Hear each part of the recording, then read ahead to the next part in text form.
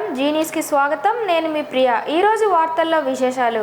జగన్మోహన్ రెడ్డి సర్కార్ రాష్ట్రాన్ని అన్ని రంగాల్లో భ్రష్టు పట్టించి నిలువున సహజ వనరులు దోచుకున్నారని, దాని పర్వసనమే నేటి ఫలితాలు అని శ్రీకాకుళం పార్లమెంట్ సభ్యులు కింజరపు రామ్మోహన్ నాయుడు అన్నారు. మంగళవారం శ్రీకాకుళంలో మీడియాతో మాట్లాడుతూ, గడిచిన 76 ఏళ్లలో ఎంతో కష్టపడి అన్ని రంగాల్లో రాష్ట్రాన్ని అభివృద్ధిలో అగ్రగామిగా నిలిపిన టీడీపీ అధినేత చంద్రబాబు నాయుడును మరియు టీడీపీ నేతలను తప్పుడు కేసులు పెట్టి వేధించిన కారణంగా ప్రజలు గ్రహించి కూటమికి నీరాజనాలు పట్టారని, ప్రజల హృదయాల్లో సుస్థిర స్థానం సంపాదించుకొని గాడి తప్పిన రాష్ట్రాన్ని మళ్లీ గాడిలో పెట్టేందుకు చంద్రబాబు నాయుడు సరైన ప్రణాళికలు సిద్ధం చేస్తున్నారని అన్నారు. ఊహించని రీతిలో ఆధిక్యత సాధించిన టీడీపీ, బీజేపీ, జనసేన పార్టీలు కలిసికట్టుగా పనిచేసి రాష్ట్రాన్ని అన్ని రంగాల్లో అగ్రగామి రాష్ట్రంగా తయారు చేస్తామని ఎంపీ హామీ ఇచ్చారు. వైసీపీ నేతల అహంకారానికి ప్రజలు చరమగీతం పాడారని, ఇది ముమ్మాటికి ప్రజా విజయమని అన్నారు. శ్రీకాకుళం జిల్లా వ్యాప్తంగా టీడీపీ, బీజేపీ, జనసేన నేతలు, కార్యకర్తలు, అభిమానులు సంబరాలు జరుపుకోవడానికి సిద్ధమవుతున్నారు.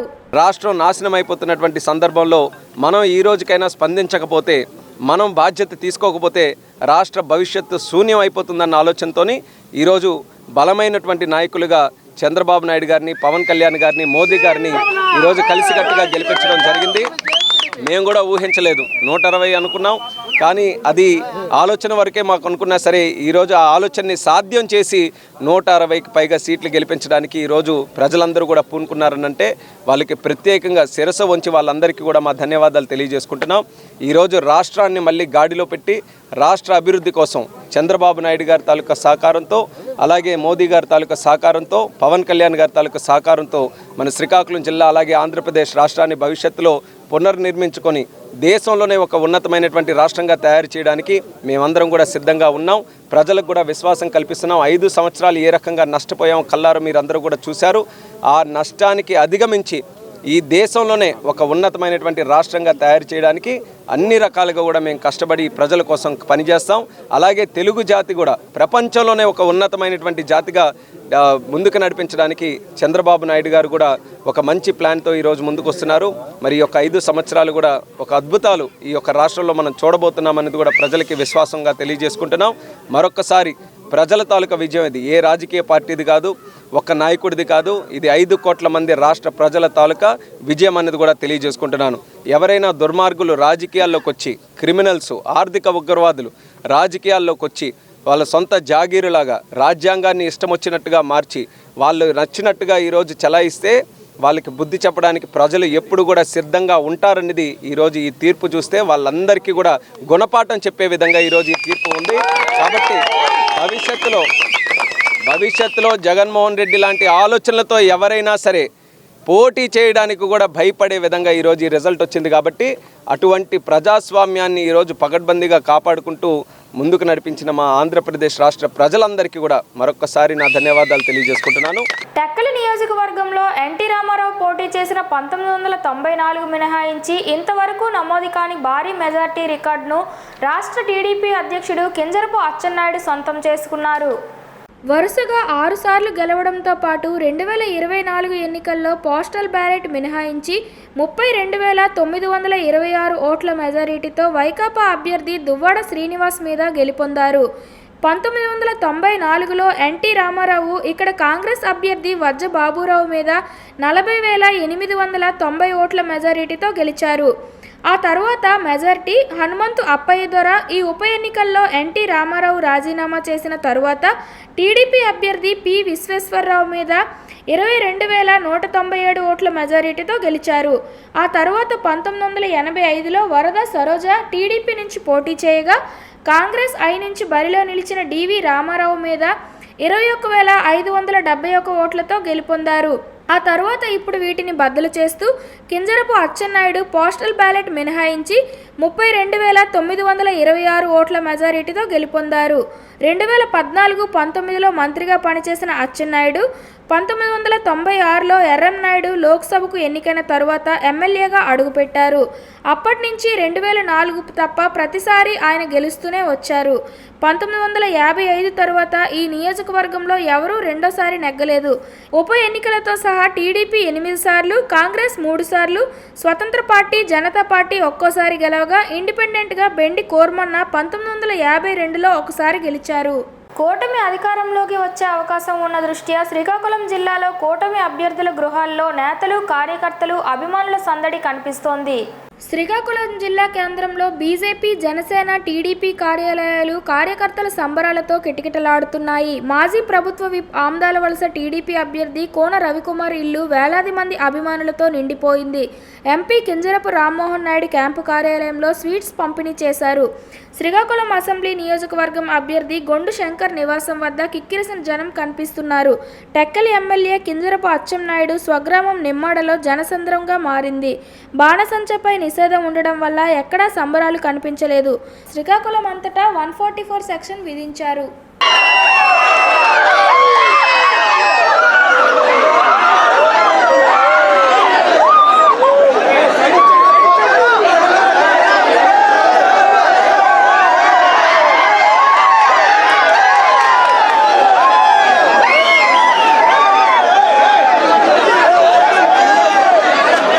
శ్రీకాకుళం అసెంబ్లీ నియోజకవర్గంలో సగటు ఓటర్లు కొత్తే ఈవీఎం బద్దలైపోయింది. అది ఎంతలా అంటే 1952లో ద్విసభ్య ఎమ్మెల్యేలు మొదలైన దగ్గర నుంచి ఇప్పటి వరకు జరిగిన అన్ని ఎన్నికల్లోనూ రాని మెజారిటీ టీడీపీ అభ్యర్థి గొండు శంకర్ సాధించారు. కౌంటింగ్ ముగిసే సమయానికి శంకర్ పోస్టల్ బ్యాలెట్ను వదిలేస్తే 50,593 ఓట్ల మెజారిటీతో శంకర్ ఘన విజయం సాధించారు. పోస్టల్ బ్యాలెట్లో దాదాపు 3,000 ఓట్లపై చిలుకు మెజారిటీ వస్తుందని అంచనాలు ఉన్నాయి. ఇప్పటి వరకు ఈ నియోజకవర్గంలో 1985లో గుండా అప్పల సూర్యనారాయణ టీడీపీ తరపున కాంగ్రెస్ అభ్యర్థి మైలపల్లి సర్పయ్య మీద 38,593 ఓట్ల మెజారిటీతో గెలుపొంది రికార్డును నెలకొల్పారు. అంతకుముందు టీడీపీ ఆవిర్భావంలో టీడీపీ అభ్యర్థి తంగి సత్యనారాయణ కాంగ్రెస్ అభ్యర్థి చిగిలిపల్లి శ్యామలరావు మీద 37,299 ఓట్ల మెజారిటీతో గెలుపొందారు. మూడో స్థానంలో గుండా అప్పల సూర్యనారాయణ సతీమణి గుండ లక్ష్మీదేవి టీడీపీ తరపున 2014లో వైకాపా అభ్యర్థి ధర్మాన ప్రసాదరావు మీద 24,137 ఓట్ల మెజారిటీతో గెలుపొందారు. ఇప్పటి వరకు ఈ నియోజకవర్గంలో ఇదే రికార్డు మెజారిటీ నమోదైంది. కానీ తొలిసారిగా అన్ని ఎన్నికల్లోనూ రాని మెజారిటీ టీడీపీ అభ్యర్థి గొండు శంకర్ సాధించారు. కౌంటింగ్ ముగిసే సమయానికి శంకర్ పోస్టల్ బ్యాలెట్ను వదిలేస్తే 50,593 ఓట్ల మెజారిటీతో శంకర్ ఘన విజయం సాధించారు. పోస్టల్ బ్యాలెట్లో దాదాపు 3,000 ఓట్లపై చిలుకు మెజారిటీ వస్తుందని అంచనాలు ఉన్నాయి.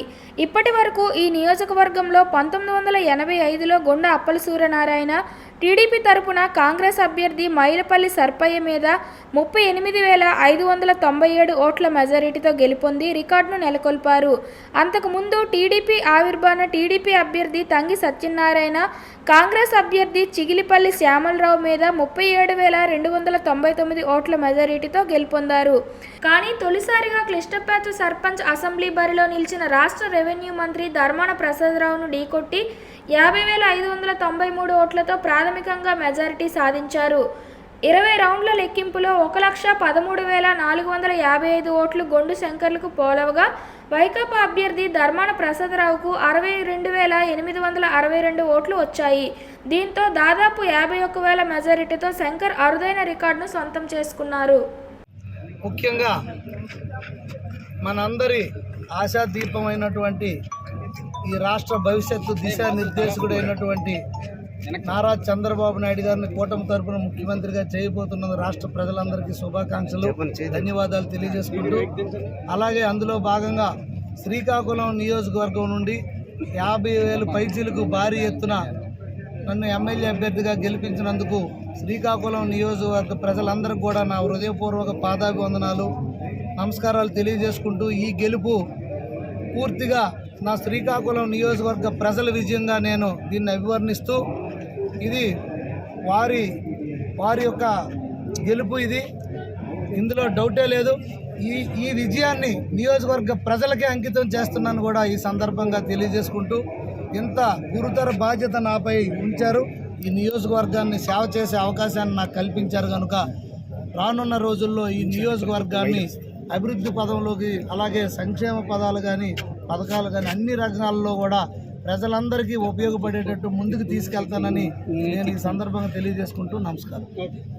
శ్రీకాకుళం నగరం 11వ వార్డులో గొండు శంకరన్న ఎమ్మెల్యే గెలుపుకి ఎంపీ రామ్మోహన్ గెలుపొందడంతో సంబరాలు చేసుకున్నారు. ఈ సంబరాల్లో నూకరాజు, ఈశ్వర్రావు, మౌలి అప్పలరాజు, సూరిబాబు, మాచర్ల సత్యం మరియు మహిళా కార్యకర్తలు పెద్ద ఎత్తున పాల్గొన్నారు. రెడ్డి గారు కాకుండా చంద్రబాబు నాయుడు లాగా అందరికి కూడా పథకాలు వర్తించినట్టుగా బాబు గారు చేయాలని మేము కోరుకుంటున్నాము.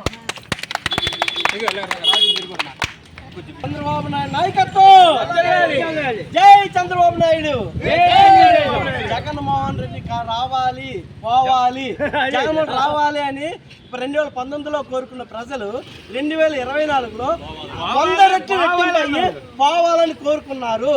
అదే జగన్మోహన్ రెడ్డి తుడిచిపెట్టిపోయాడు. ఈ రోజు అసెంబ్లీలో ప్రతిపక్ష స్థానం కూడా లేదు ఆయనకి. ఈ రోజు ప్రతిపక్ష స్థానం కూడా లేదు.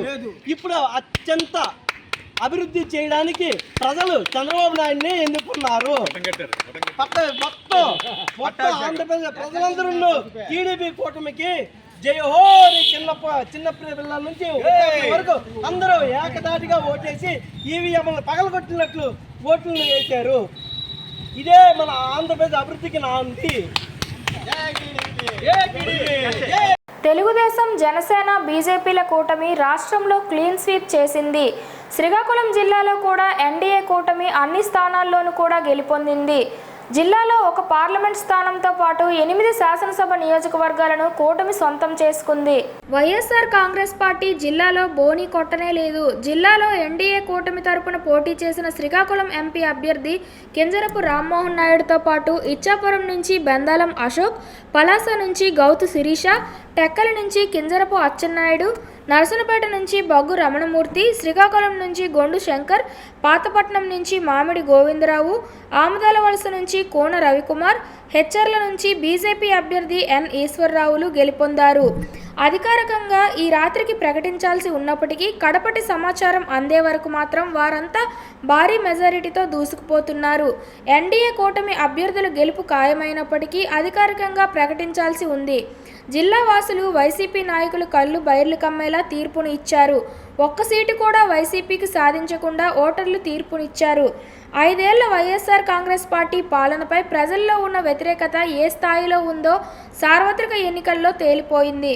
ఎన్డీఏ కూటమి అభ్యర్థులకు భారీ స్థాయిలో మెజారిటీలు రావడానికి వైసీపీ ప్రభుత్వ పాలనపై తీవ్ర వ్యతిరేకత ఉండడమే కారణమని రాజకీయ విశ్లేషకులు అభిప్రాయపడుతున్నారు. శ్రీకాకుళం జిల్లాలో ఎన్డీఏ క్లీన్ స్వీప్ చేయడం జిల్లా వ్యాప్తంగా చర్చనీయాంశమైంది. ఫలితాలు ఎప్పుడెప్పుడు విడుదలవుతాయని ఎదురుచూసిన వైకాపా శ్రేణులకు ఓటర్లు తీర్పు మింగుడు పడడం లేదు. ప్రజలైతే తమ మద్దతు ఎన్డీఏకేనని స్పష్టంగా ఓట్ల ద్వారా జిల్లాలో తెలియజేశారు. టీడీపీకి శ్రీకాకుళం ఒకప్పుడు కంచుకోట. కాంగ్రెస్ తదనంతరం వైఎస్ఆర్ కాంగ్రెస్ ఆవిర్భావం తర్వాత జిల్లాలో ఆ పార్టీకి బోటలు వారిన 2024 ఎన్నికల్లో మాత్రం ప్రజలంతా టీడీపీ నేతృత్వంలోని ఎన్డీఏ కూటమికి మద్దతుగా నిలిచి జిల్లాలోని అన్ని స్థానాలలో కూడా టీడీపీ, బీజేపీ అభ్యర్థిని గెలిపించి టీడీపీకి జిల్లాలో పూర్వ వైభవం తీసుకొచ్చేలా తీర్పునిచ్చారు. వార్తలు సమాప్తం. మళ్ళీ తరువాత బులెటిన్లో కలుసుకుందాం. నమస్కారం.